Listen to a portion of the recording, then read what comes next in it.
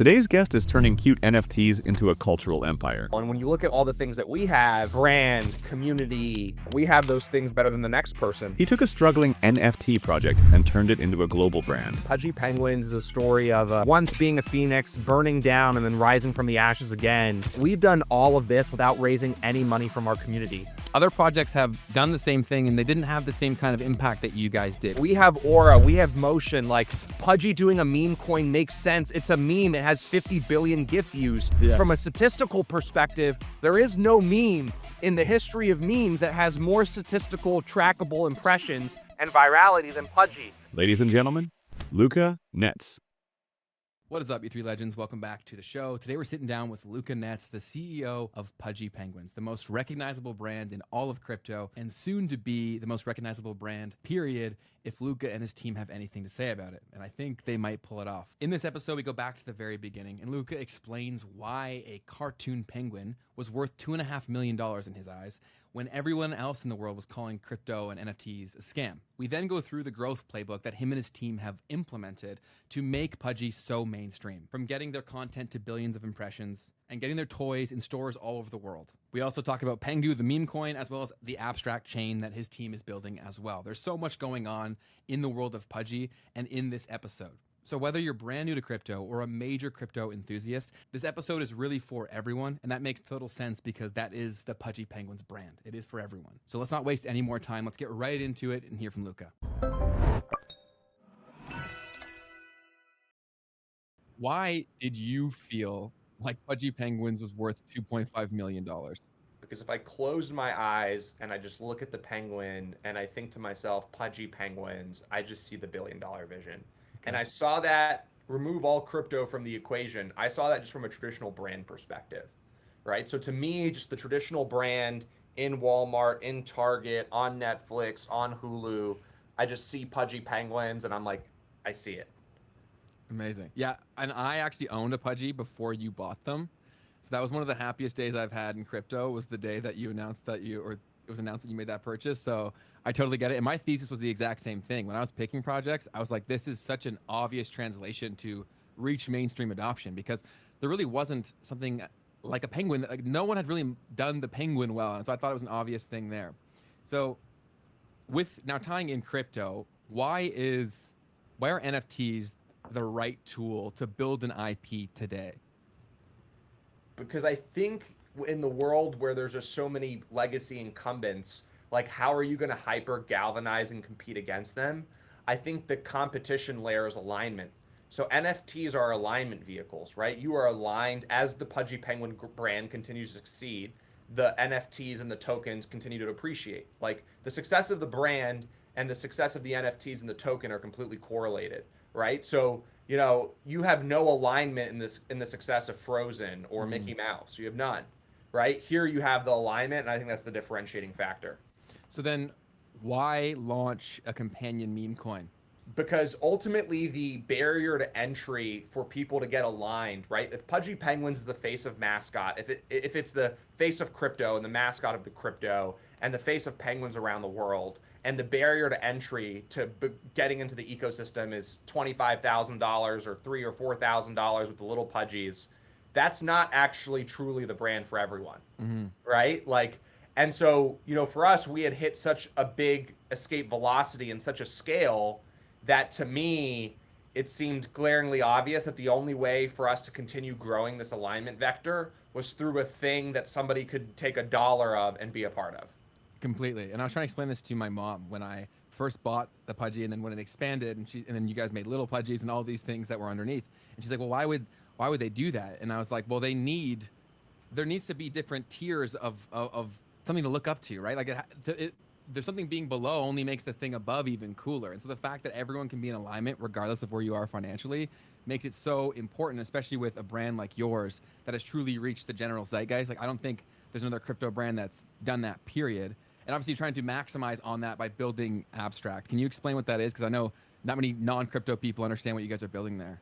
Yeah, so on our side, it's like we have one of the biggest top of funnels in crypto, meaning, you know, when you look at our social impressions across social, our rapport and our cachet within the space, we just have so much top of funnel. And so ultimately, like a blockchain is only as good as the things that are built on top of it. And I think blockchains, their moat is really today, it's no longer technology. I think it's brand, community, top of funnel. And when you look at like all the things that we have, we think to ourselves, well, we have those things better than the next person.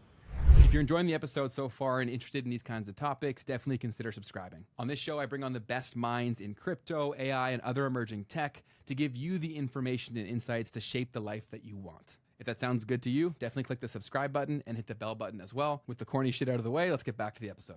We have those things better than the next person. And then you look at like, every toy that's on the shelf of Walmart right now has a QR code. That QR code brings you to, the ZK Sync blockchain today. You redeem NFTs, etc. Yet, if you look at like which chains have their blockchain in Walmart, in Target, in all these different places, and it just seemed like we were accruing value so many different places that like we needed to own the chain. And then that was like how it started. And then we started like exploring even further and then thinking to ourselves, well, like, dude, not only did we do this to like, I guess, build something that I think is pretty awesome and I think fills our own demand and accrues value to our own ecosystem, we actually now see the same opportunity we saw in NFTs that we see in blockchains, which is like, I think the blockchain race has yet to be won. I think you can still compete there. And I think from my perspective, there is a world where there's a lot of innovation specifically on the front end and the consumer experience that is yet to kind of happen within the space. And so our lens and how we kind of look at it is really like, we see the same opportunity that we saw in NFTs. There's room for innovation, but that innovation is not where everyone's looking, which is, tech and, all these different weird technical moats behind the scenes. It's really on the front end. And so if you're looking at like innovation from a blockchain perspective being from the front end, then I think we are best positioned to innovate there and to capture that value. And then you just pair that with our community, our top of funnel, our distribution. I think it just puts us in a place where we're just so much more competitive than any new, blockchain startup trying to build a chain and an ecosystem, right? Like blockchains are ecosystems, and ecosystems at their core, are very important when it comes down to, the elements that make an ecosystem great. It just comes down to, who's building on your chain, right? Well, Pudgy's building on our chain, and then all the people that want to build like Pudgy, etc. So it puts us in a really interesting position to compete. And now we're currently live on mainnet. I encourage everyone listening to go to portal.abs.xyz. Look at it, see that experience for yourself. I very much believe it is the best 0 to 1 in crypto today and the best blockchain-esque experience that I think you'll find. So if someone were to go do that, and I'll link that down below as well, so it's easy to access, guys, if you're listening to this or watching. What does that experience look like? Like, what does that 0 to 1 entail? That 0 to 1 is you go to this portal.abs.xyz, you put an email, you input a password, you're then onboarded into this portal. You know exactly what to do. You can play games, you can watch people streaming that are playing games that are on that platform, you can trade, you can fund your wallet. Your entire experience is on one domain. So if I were to comp blockchains to social networks, right? Like blockchains today are like 4chan. You put the pieces together, you can figure it out. I think the portal experience is very much like an Instagram style experience, right? Like no one's kind of curated and assembled, I think, an experience like this up until this point. And I think it speaks for itself for anybody who clicks the link below. Amazing. So it's easy, it's fun, you can get your toes wet, and then you can really see what else you can do and expand from there. Yep. Amazing. Okay, so you talked about the $1 billion vision, and when I hear you say that, I don't think that's crazy at all, but I think a lot of people on the outside do think that's insane. Can you explain to me why that is so possible here? I know there's so many things you could take it, but however you would take that question. Well, our assets in crypto are north of $1 billion, so we've kind of accomplished that to some extent. But Congrats. like, if I'm looking at the $1 billion opportunity from a traditional perspective, like how do you create enough revenue around this IP that yields it a valuation of $1 billion+? I think from our perspective, we really have to take a couple big swings at bat here, which is we either have to have a breakthrough game, a breakthrough movie, or a breakthrough TV show. And those are the swings that you're going to see me make here shortly. Okay, awesome. Can you give us any sort of teasers in terms of what that's going to look like?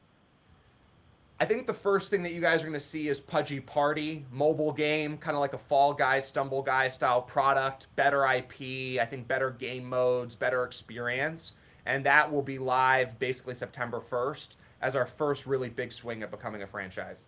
Amazing, man. Okay, and I think that why you guys won so successfully or are on the right path to continuing to explode is like you guys, well, you coming from a natural like direct to consumer world and role, you saw the importance and you also knew how to thrive in that space. What was the impact of getting the toys across like general toy stores? How did you see that impact the crypto side of things? Yeah, I think it's twofold. I think one, it just leans into our underdog story where it's like, dude, Pudgy Penguins is a story of a phoenix, once being a phoenix, burning down and then rising from the ashes again. And like, think about it. We've done all of this without raising any money from our community. We're the only project in crypto that's reached this scale that can say that. Mm-hmm. And so from our perspective, like when you do Walmart, when you do these things, it's really just a giant win for the entire ecosystem, and everyone rallies behind that. And so, I think it makes people who are in crypto proud that they're in crypto. And I think for that reason, makes people super, super excited, to kind of like participate within whatever Pudgy Penguins is doing. Because it's like, we're the group that gives, pushes boundaries for the space, gives billions of dollars to our community members, which we've done, and we ask for nothing in return. And I think that just makes us really one of those extremely special groups within the industry.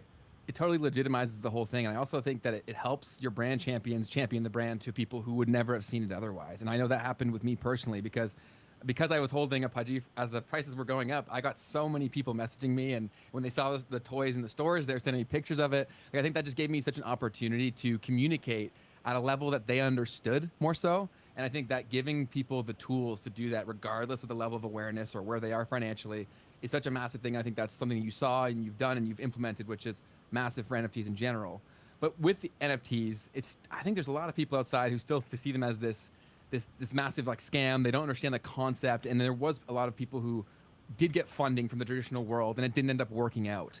So why were you guys able to build without that funding? How do you think, how did you break through that without the extra money? I think it's just our relationship with our community. I think we have one of the most talented teams in the space. Everybody who's on this executive team could be the CEO of the company. So I think we have just an unbelievable talent pool of guys who are phenomenal at what they do. I think that's incredibly important. I think on the other side of the spectrum, we have, a community of Chads. And I think I have an amazing rapport and relationship with this community of Chads. And I think you just combine everything. And I think ultimately that's how we've seen the success that we've seen up until this point. To do what you guys have done, you need the team and you need people to believe not only in the brand and the vision, but the founder behind it. How have you gone about getting people to buy in to, like you said, everybody on the executive board could be the CEO of the company? How did you manage to get people to rally behind you and the vision? I think I've had big wins in the past, and it's gotten to the point where when I say I'm going to do something and something's going to be successful, my group believes me. We've been working together for the last 7-8 years in some capacity. And I knew that if I was going to do this, I was going to build a super team. And, we bought this project for $2.5 million.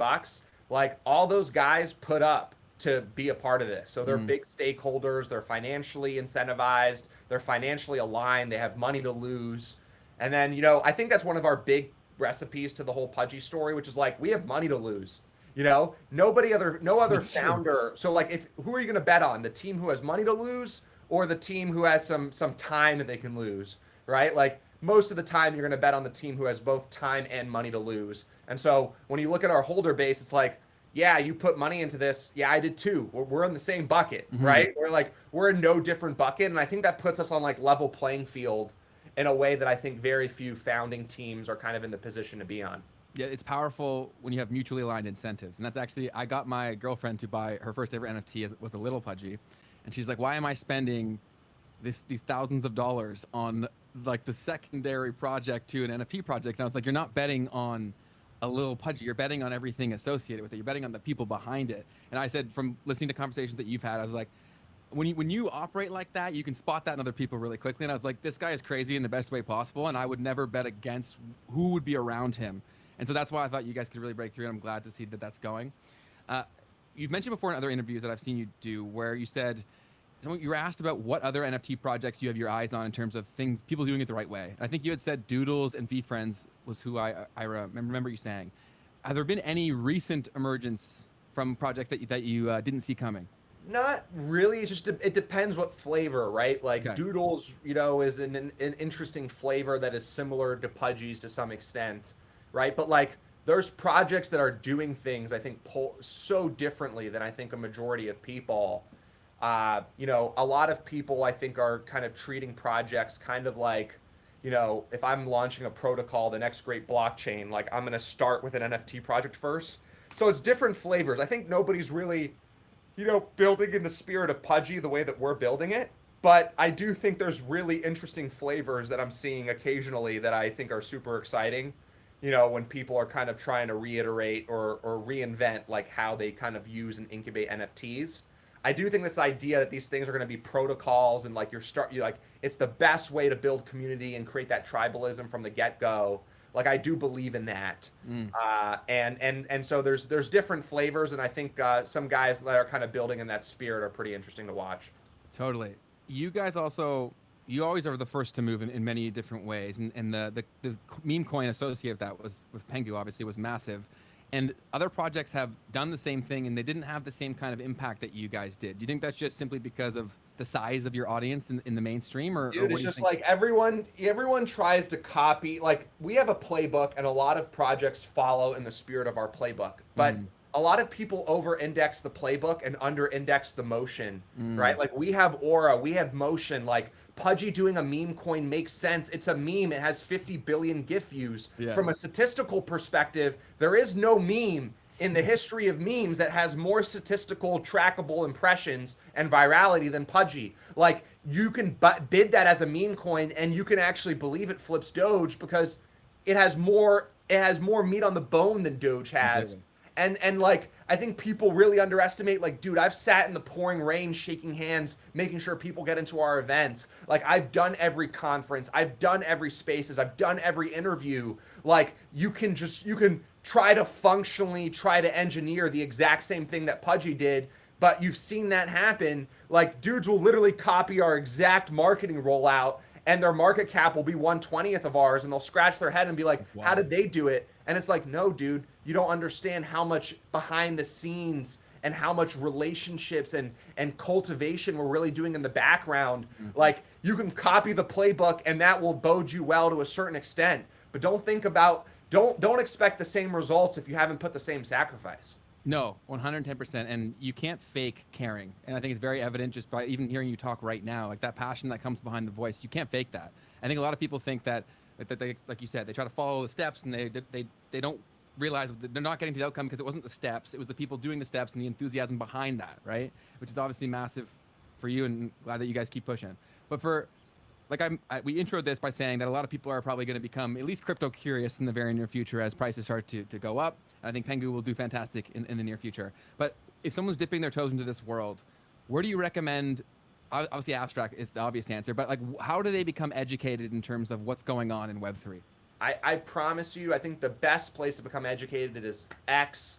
Follow the right people, right? Like that, go to my following, follow everybody I'm following if you're like literally a newbie. But I promise you, I think the best is 0 to 1 for you to put $20 on chain and get your feet wet is going to be at the link below at portal.abs@xyz. I really believe that. Okay. All right. Then you've got it here multiple times. Definitely go check that out.